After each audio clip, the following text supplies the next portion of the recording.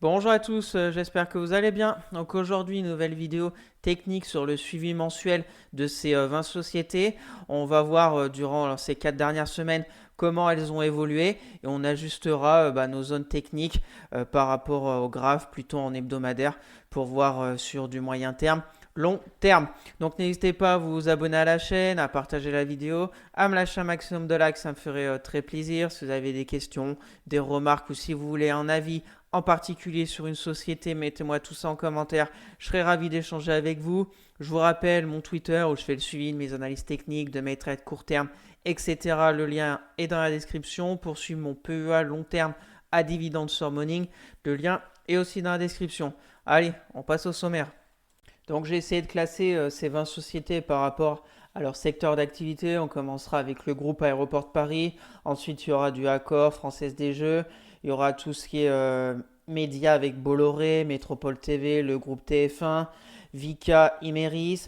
Ensuite, il y aura de la finance avec Euronext, la santé avec Vetoquinol. Il y aura du Trigano, Katana, Beneteau, les spiritueux avec Rémi Cointreau. Ensuite, il y aura Spi, Valourec, Rexel. Il y aura du BIC. Après du Alten et on finira par l'équipementier automobile Forvia.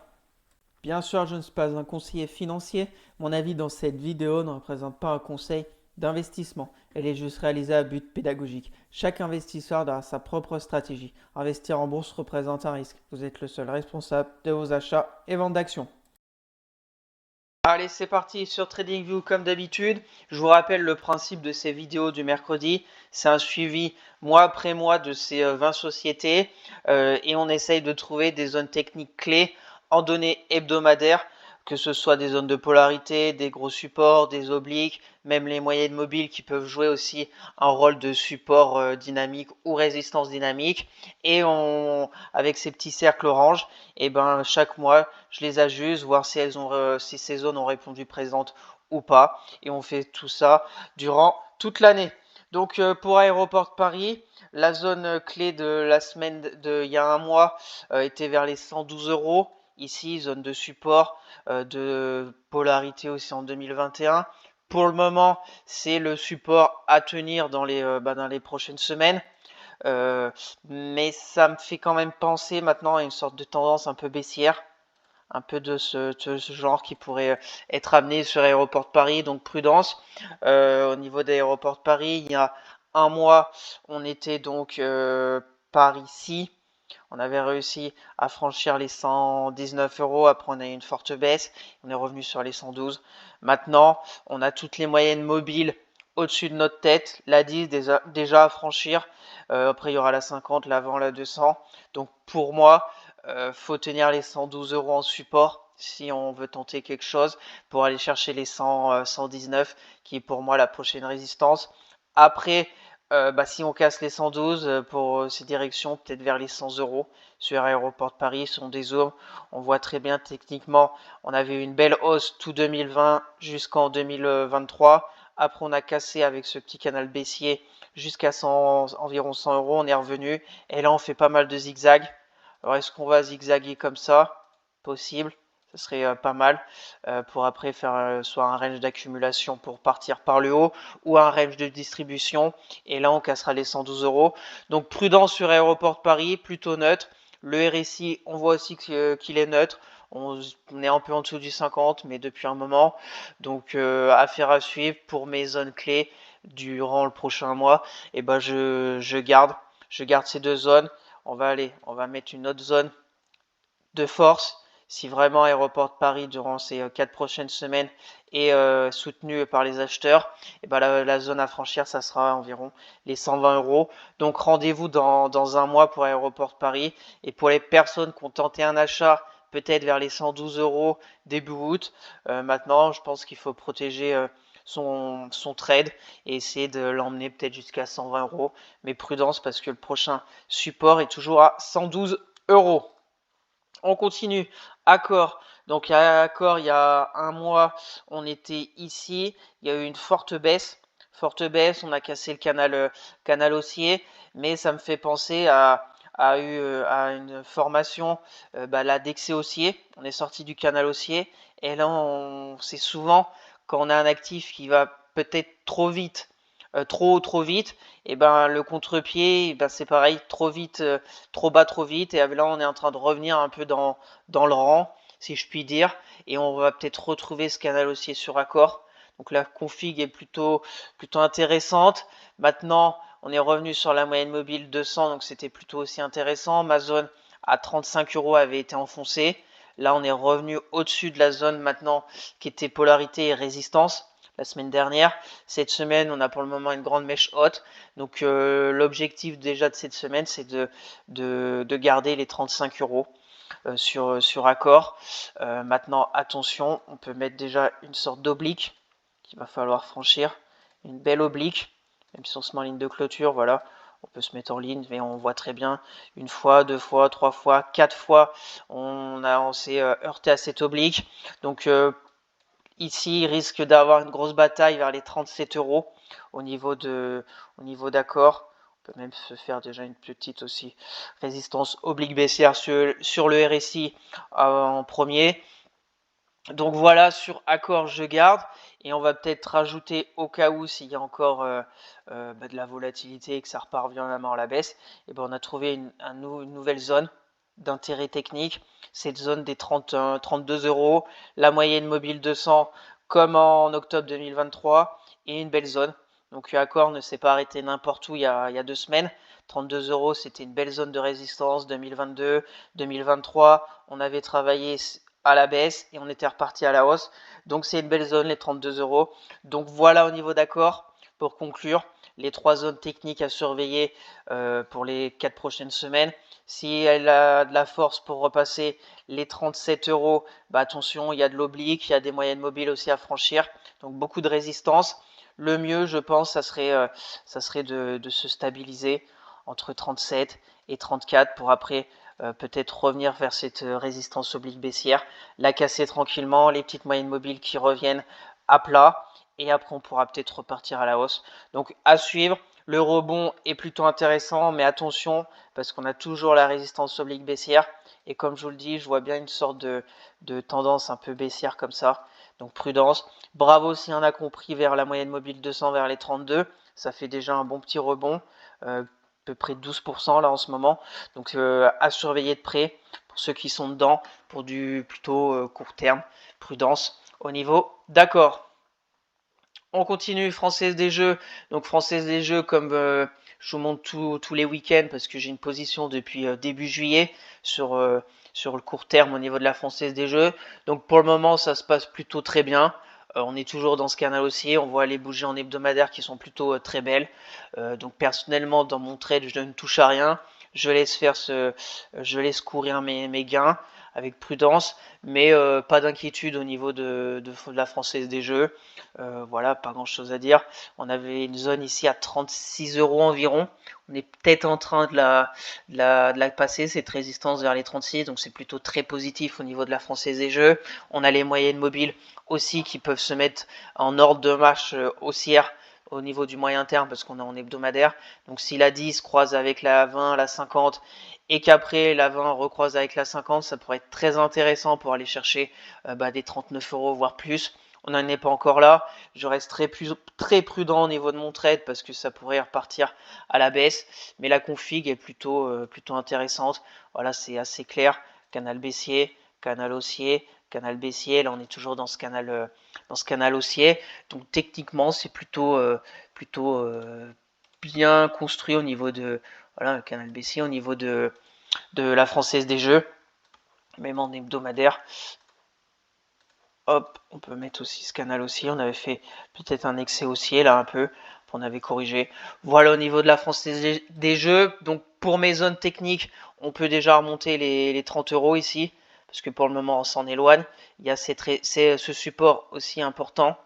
Les 35 euros environ sur FDJ. Ici, ça sera bien plus bas. Je pense pas qu'en 4 semaines, elle retourne à 33 euros. De toute façon, je vous fais un suivi tous les week-ends au niveau de la Française des Jeux en journalier parce que j'ai mon trade toujours en cours. Donc voilà, et puis très court terme, il y a cette zone qu'on est en train de travailler à la hausse au niveau de la Française des Jeux. Pour les personnes intéressées, attendre peut-être le bas du canal haussier ici pour du court terme, voire un peu plus vers les 34 euros si on a une dans les 4 prochaines semaines, peut-être une autre baisse sur FDJ. Donc affaire à suivre, le RSI c'est positif et dans l'ensemble c'est plutôt très positif au niveau de la Française des Jeux. On continue, Bolloré, la zone des 5,42 aussi, a répondu présente début août. Donc belle zone de polarité, on voit résistance, résistance, résistance, on est revenu toucher en support. On avait fait un petit écart au niveau de cette sorte de canal haussier. Pour le moment, on est toujours dedans, même si on voit qu'on n'arrive plus. On était là, on a touché le bas du canal, le haut, le bas du canal. Là, on n'a pas réussi à aller sur le haut. On s'est arrêté vraiment à 6,30, 6,37, qui est une grosse résistance au niveau de Bolloré. On est revenu ici, donc c'est plutôt comme ça que je vois la config de Bolloré. À voir si elle va avoir la force de retourner à 6,37 dans les prochaines semaines. Pour le moment, c'est plutôt positif avec cette belle bougie de plus 7. On arrive à repasser au-dessus de la moyenne mobile 10. Hebdo, c'est timide, mais bon, peut-être qu'en court terme, une petite zone d'accumulation pour repartir vers le haut, passer les 6 euros, la moyenne mobile 20. Pardon, et puis après aller chercher peut-être 6,20 et la grosse résistance à 6,37. Au niveau des zones techniques à surveiller dans les 4 prochaines semaines, c'est voilà, faut tenir les 5,42. Hein. 5,42, faut vraiment les tenir. Ça nous fait encore peut-être une baisse de 6-7%, mais il va falloir les tenir pour vraiment construire pour une reprise de la hausse au niveau de Bolloré. On continue, Métropole TV. Donc Métropole TV, ces 4 dernières semaines, on était par ici, donc grosse résistance à 13,22 qui a joué son rôle de résistance, qu'on avait noté si Métropole TV avait la force de franchir les 13,22, ça aurait été une belle zone ici, sauf que la résistance a joué son rôle, on est retourné vers le bas, et de retour à 11,48. 11,48, en plus on a une sorte de support oblique haussier, ici, peut-être une sorte de triangle, vraiment sur du plutôt moyen terme, voire long terme, à voir par où on va sortir de ce triangle, soit par le haut, soit par le bas, pour aller peut-être après à 10 euros. Je n'en sais rien, pour le moment ça construit au niveau de Métropole TV, à voir, peut-être il va y avoir un double creux, on est peut-être sur une config de double creux, donc quoi qu'il arrive, on est sur une zone technique plutôt intéressante vers les 11,50 €, on est à 11,88 à surveiller, bien évidemment c'est plutôt baissier court terme, on est plutôt sur cette configuration, donc prudence. Si on tient les 11,48, on peut peut-être aussi mettre en avant-première une petite résistance oblique, qui est plutôt intéressante aussi. Sur Métropole TV, on voit que de cette résistance, va falloir dans un premier temps la franchir pour retourner à la suivante 13,22. Donc voilà l'enjeu des 4 prochaines semaines sur Métropole TV. Premièrement, tenir les 11,48 et surtout, si on veut aller plus haut, casser la résistance oblique baissière. On peut mettre la même chose sur le RSI. Voilà, et on se donne rendez-vous dans un mois au niveau de Métropole TV pour voir si on aura tenu les 11,48 ou si on aura cassé la résistance oblique baissière. On continue sur TF1. TF1, c'est zigzag entre les deux zones techniques. 8,29 la résistance, 7,56 € le support. Et on zigzag. Donc c'est plutôt intéressant après la forte chute. On peut zigzaguer encore un moment comme ça. Et après, on verra si on sort par le haut et on casse les 8,29 ou si on sort par le bas et on casse les 7,56 €. Et après, on aura d'autres zones techniques intéressantes, peut-être le support oblique qui commence en mai 2020 avec plusieurs touchettes qui reviendraient un peu vers 7,28. Donc on peut peut-être faire un écart en dessous les 7,56. Mais prudence aussi sur TF1. Et puis je laisse ces deux zones techniques à surveiller pour les 4 prochaines semaines. À la hausse 8,29, à la baisse 7,56. On continue avec Vika. Donc Vika, forte baisse durant ces 4 semaines. On était par ici il y a un mois. La résistance à franchir était vers en dessous des 37 euros. Elle n'a pas eu la force. Le support à tenir était à 34 euros. Ça, aucune réponse sur ce support, aucune réponse sur cette sorte de support oblique haussière. Donc ça a vraiment vendu sur Vika. Et on est revenu sur une zone plutôt intéressante, les 29,85, belle zone de polarité. On voit, voilà, si on dézoome depuis 2020, c'était une résistance, tout 2020, après on était vers le haut. Après le support a lâché en avril 2022, on est revenu, résistance mars 2023. Là on a travaillé et là on a refranchi cette zone de résistance en novembre 2023 et là on est de retour dessus. Donc peut-être à surveiller. Ce qui est intéressant ces 3 dernières semaines, c'est qu'on a une stabilisation des cours. Donc à voir si on tient, peut-être se mettre sur du court terme, voir ce qui se passe sur Vika, on va voir. Donc court terme, très rapidement, parce que c'est pas trop le but de ces vidéos.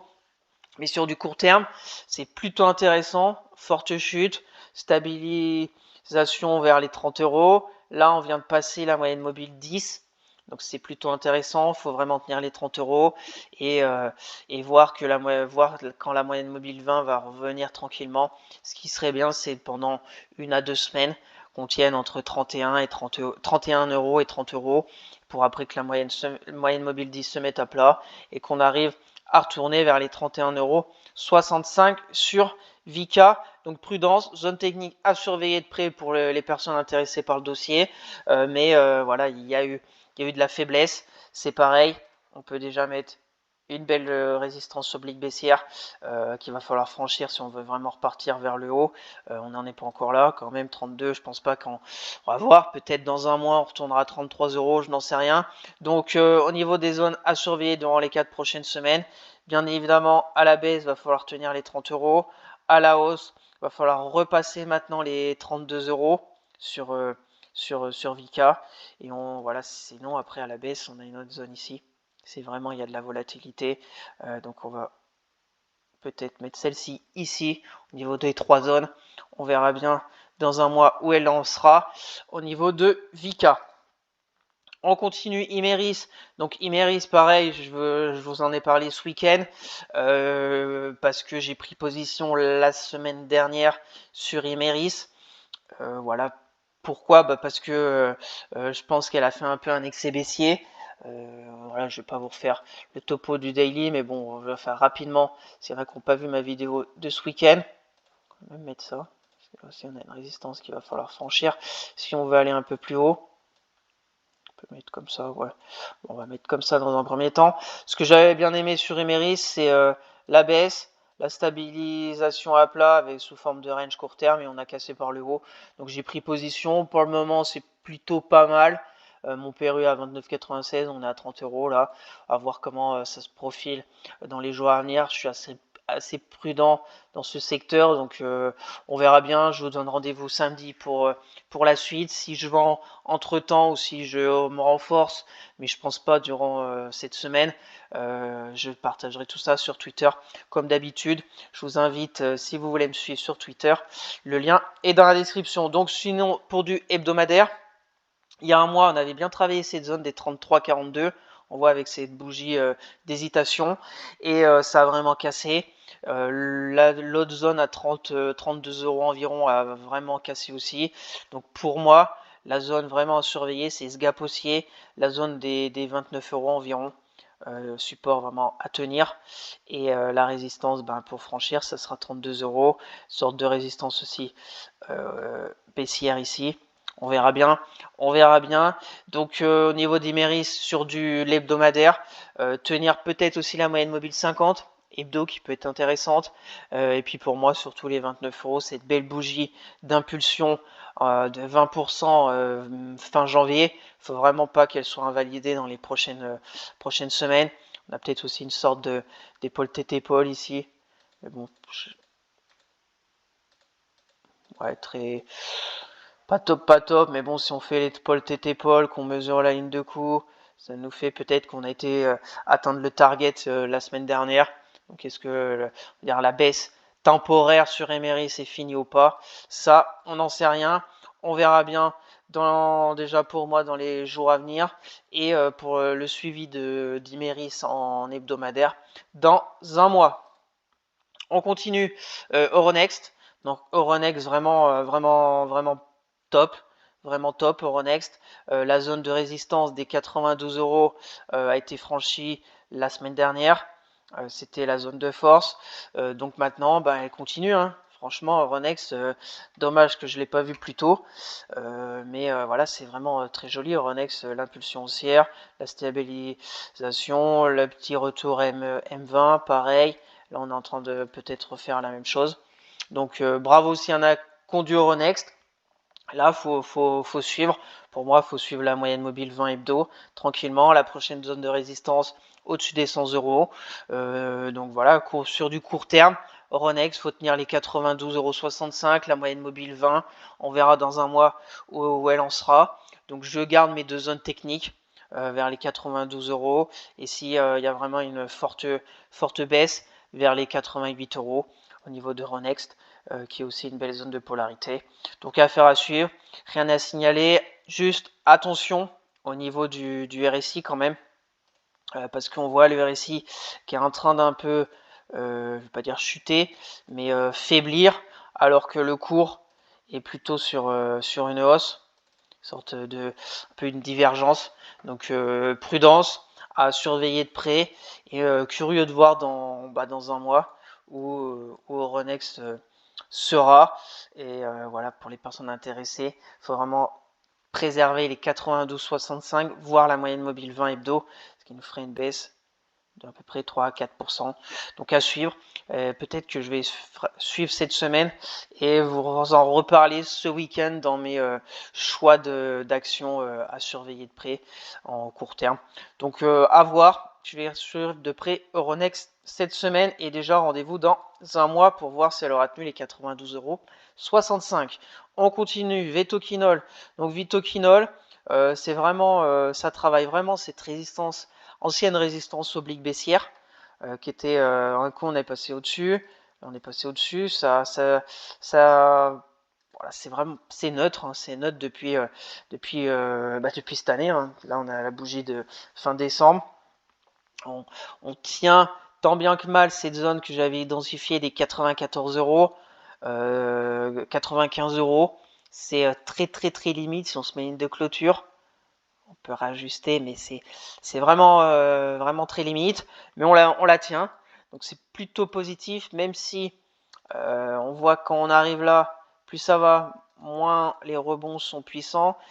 Ici, on avait fait 105, la fois d'après 105, dernièrement, on n'a fait que 102, et là, on est de retour déjà vers les 95 euros. Donc, à suivre, on est sur une belle zone à surveiller de près, peut-être, pour peut-être tenter quelque chose. Et puis après, l'autre zone, ça sera le support oblique haussier, si on a encore un peu de faiblesse, qu'on retourne vers les 89, 90 euros. Et puis après, il y aura l'autre zone de support horizontal vers les 86 euros. 70, pardon, une belle zone de polarité. Donc voilà au niveau de Vetoquinol, c'est plutôt neutre, mou, mais on arrive sur une zone potentiellement très technique et très intéressante à préserver pour au moins tenter encore un rebond vers les 104, 105 euros au niveau de Vetoquinol. Allez, on enchaîne avec Trigano. Trigano, pareil, j'ai toujours une position avec une énorme moins-value latente. Je vous en parle tous les week-ends. Mais sur de l'hebdomadaire, on tient les 100 en euros. Donc c'est plutôt positif, même si le rebond technique est presque inexistant avec cette énorme chute. Là, on a fait 2 bougies. On est reparti à la baisse. Là, ça fait 2 semaines. On n'arrive même pas à revenir vers la moyenne mobile 10. Hebdo, est-ce qu'on va y arriver vers les 109 ou pas? Je n'en sais rien, mais c'est vraiment mou les rebonds sur Trigano. Donc personnellement, moi étant dans le train Trigano, j'attends. J'attends parce que là, pour moi, j'ai pas de conviction d'un retour en force des acheteurs. Il n'y a pas non plus trop de pression vendeuse parce que la baisse a déjà été importante. Donc voilà, j'ai mes zones. Ici, une zone à préserver sur du court terme. Si on va plus bas, j'ai le support oblique haussier qui peut être aussi intéressant vers les 90, 95 euros. À voir si on casse les 100 euros ou pas. Et la hausse maintenant, faut franchir ici pour si on veut retourner vers les 120 euros sur Trigano. Donc il y a pas mal d'obstacles à la hausse. Il y a la résistance ici, la polarité des 110 euros qu'il va falloir franchir. Il y a la moyenne mobile 10 hebdo qu'il va aussi falloir franchir. Et on a toutes les moyennes mobiles au-dessus de notre tête, bien dans l'ordre, la 10, la 20, la 50 et la 200 qui piquent vers le bas. Donc il y a énormément d'obstacles pour retourner vers le haut au niveau de Trigano. Donc rendez-vous déjà samedi pour faire le point sur mon trade, toujours en cours sur Trigano.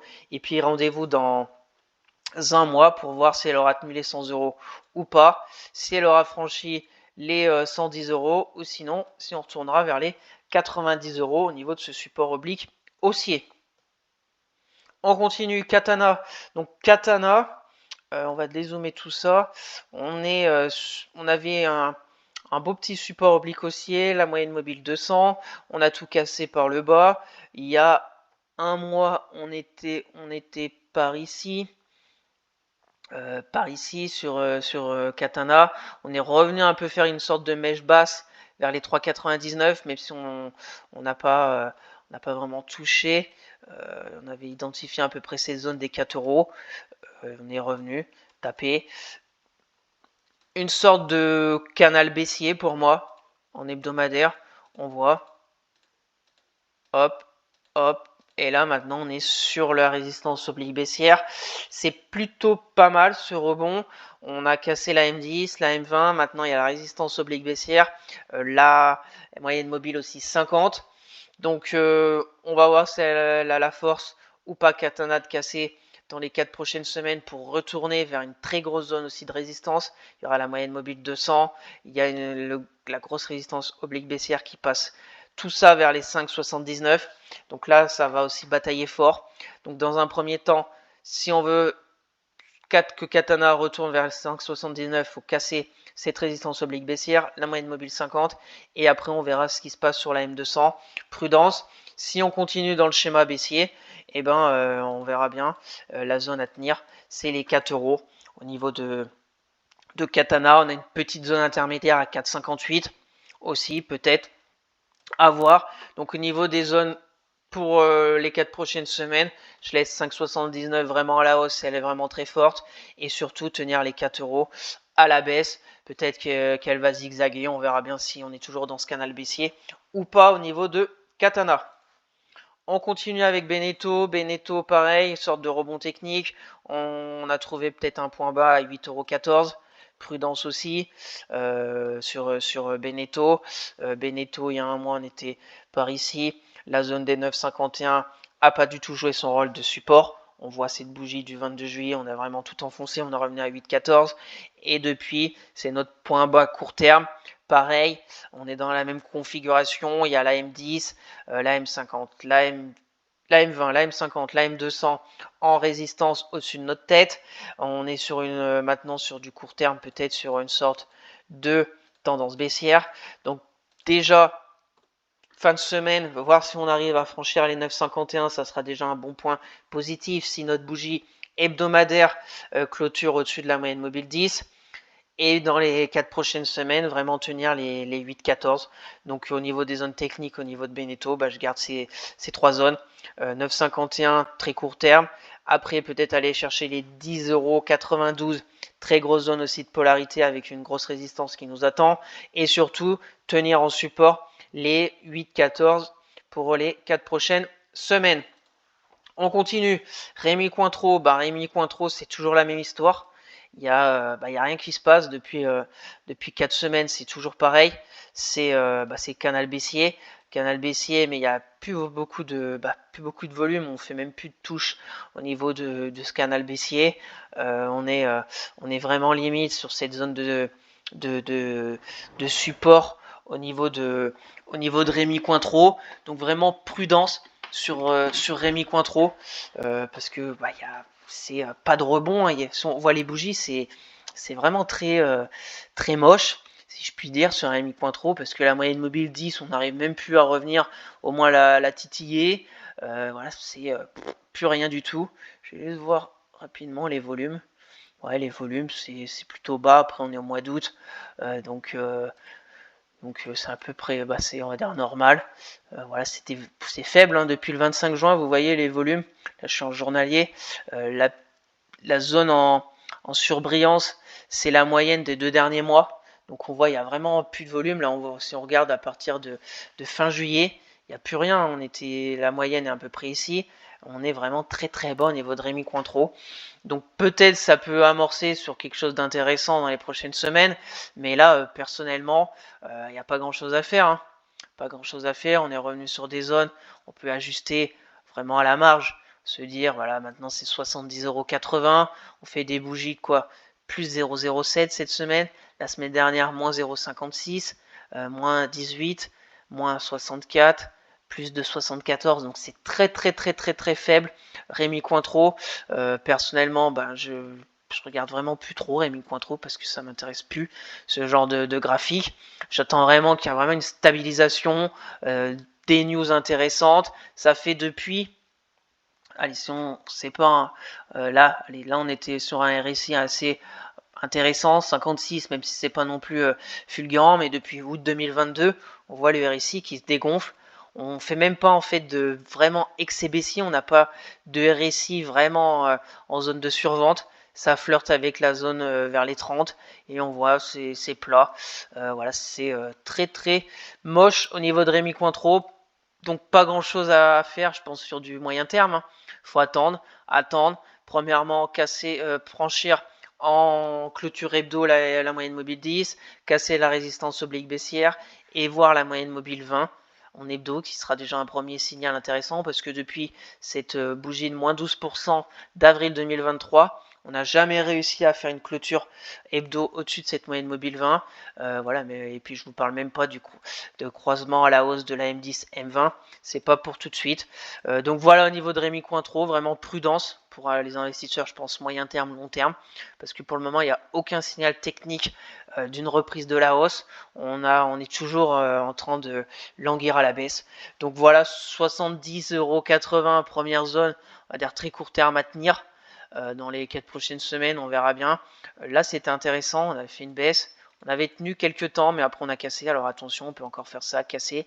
Et le jour où on va faire ça et qu'on va casser au moins par le haut, il y aura un premier signal encourageant sur Rémi Cointreau. Pour le moment, c'est pas le cas, mais c'est intéressant de la suivre tous les mois parce que peut-être avant la fin de l'année, il y aura cette configuration de range, d'accumulation et on cassera par le haut. Donc voilà au niveau de Rémi Cointreau, prudence et rendez-vous dans un mois. Allez, on continue. SPI. Donc SPI, la zone des 32,74, plutôt intéressante. Plutôt intéressante, SPI. Une sorte peut-être de double creux. On a fait la baisse. On est venu ici en juin. On a été à 38. Et là, on est à 37. Et on est de retour il y a 2 semaines sur les 32,74. Zone technique à plutôt pour le moment répondu présente parce on a fait déjà 4%, c'est déjà pas mal. Maintenant, pas grand chose d'autre à dire. Faut tenir les 32,74. On est un peu plus au milieu de nulle part ici. On n'est pas loin des plus hauts. On a. Est-ce que c'est un gap ici? Non. C'est pas un gap de dividende, c'est un gap baissier. Voilà, on a une grosse zone ici de résistance. Pour moi, faut attendre au niveau de SPI. Au niveau de SPI, on peut mettre déjà en avant-première une sorte de résistance oblique baissière peut-être. Mais voilà, pour moi, pour du moyen terme, faut peut-être attendre la moyenne mobile. Ce qui serait vraiment très intéressant sur SPI, c'est les 30 €. Ça nous ferait encore une baisse vraiment de 13-14%. C'est-à-dire que le marché aura aussi baissé et qu'il y en a qui vont vraiment baisser fortement. Si SPI perd encore 15%, mais on a une très belle zone aussi pour un investisseur long terme au niveau de SPI vers 30 €. Donc je laisse ces 3 zones. Et puis on va dire pour ceux qui veulent chercher des nouveaux records sur SPI qui sont plutôt haussiers sur le dossier, franchir les 35,10 € qui est pour moi la prochaine zone de résistance au niveau de SPI avec cette résistance oblique baissière, la M10 et la M20 à franchir. On continue, Valourec. Donc Valourec, pareil, comme vous le savez, j'en ai dans mon portefeuille court terme au niveau de Valourec. Voilà, on va ajuster ça, j'aime bien les mettre en ligne de clôture, parce qu'on voit très bien les mèches hautes en hebdomadaire. Là on est en hebdomadaire, on voit bien, ça nous fait vraiment une belle résistance oblique baissière, qui en plus avec la moyenne mobile 10, très belle zone très belle moyenne mobile en résistance dynamique. On voit très bien depuis qu'on a cassé à la baisse la moyenne mobile en avril 2024, et ben elle a toujours été au-dessus de notre tête. Donc voilà, personnellement, j'en ai en portefeuille. Vous savez que je joue plutôt avec l'entrée au capital d'ArcelorMittal. On verra bien ce que ça va donner. C'est un peu de la spéculation. Après, Valorec, au niveau des résultats, c'est plutôt pas mal. Il y a eu le désendettement, etc. Maintenant, le pétrole, etc. se comporte pas très bien en ce moment. Donc, baisse aussi des commandes aux États-Unis pour ces tubes, baisse des volumes, donc c'est pour ça qu'elle baisse. Maintenant, techniquement, on est sur une très très belle zone que je regarde personnellement. J'ai même mis encore une alerte là à 12,95. Mais les 12,83, le support oblique aussi ici, et très important techniquement. Est-ce que ça va tenir ça? On n'en sait rien. Mais voilà, ce que j'aimerais vraiment, c'est parce que là on est vraiment sur un schéma baissier, c'est se stabiliser, casser cette résistance oblique baissière, que la moyenne mobile 10 se revienne tranquillement à plat et qu'on arrive à faire une clôture hebdo au-dessus de cette moyenne mobile 10, et puis après on pourra peut-être aller tester la prochaine résistance à 14,45 € si on veut retourner sur des plus hauts, et peut-être 18 € dans les mois à venir, je n'en sais rien. Donc voilà au niveau de Valorec, je laisse ces trois zones. Cette zone on peut l'enlever, parce que je pense pas que dans 4 semaines on retournera à 16 €.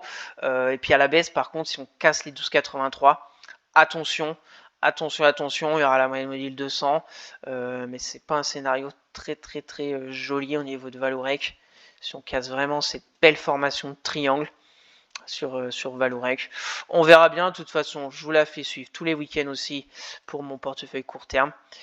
Donc voilà, rendez-vous samedi et dans un mois pour voir si elle aura tenu les 12,83 €. On continue Rexel. Donc Rexel, c'est plutôt pas mal parce que le canal haussier est pour le moment préservé, hein. Vous voyez, on voit que les 20,85 € ont répondu présent. On avait fait une forte baisse. Rexel, on était il y a un mois ici, donc la zone de support était à 25 €. On a fait moins 14% sur Excel. On a trouvé un point d'appui à 20,85 €. J'avais ici aussi cette zone. Les zones n'ont pas du tout répondu présente, donc on va rajuster ça. Là, maintenant, très très court terme, on est maintenant sur une zone de résistance. On va voir, déjà on voit cette bougie de cette semaine avec déjà une mèche haute en formation. Je tourne la vidéo le mardi soir, donc il y a encore quelques jours quand même, jusqu'à vendredi. Donc dans un premier temps pour Rexel, court terme, c'est voir la bougie hebdomadaire de cette semaine, si on arrive à franchir les 22,66 € ou pas sur Rexel, qui pourrait nous libérer la voie pour retourner à 25. On peut aussi tracer une sorte d'oblique en... Voilà, c'est à peu près la même chose. C'est à peu près la même chose. L'oblique court terme ici, très pentu, ça reviendrait au même, franchir les 23 €, plus l'oblique, il y a la moyenne mobile aussi 10. On verra bien au niveau de Rexel, à voir si on était juste sur une sorte de faiblesse court terme ou si on est sur plutôt une formation de tendance baissière. Et pour ça, rendez-vous dans un mois, voir les 4 prochaines semaines si on tient ou pas les 20,85 € sur Rexel et ce canal haussier, bien évidemment, qui est très important au niveau de Rexel. On continue BIC. BIC, on en est où? Pareil, la même chose.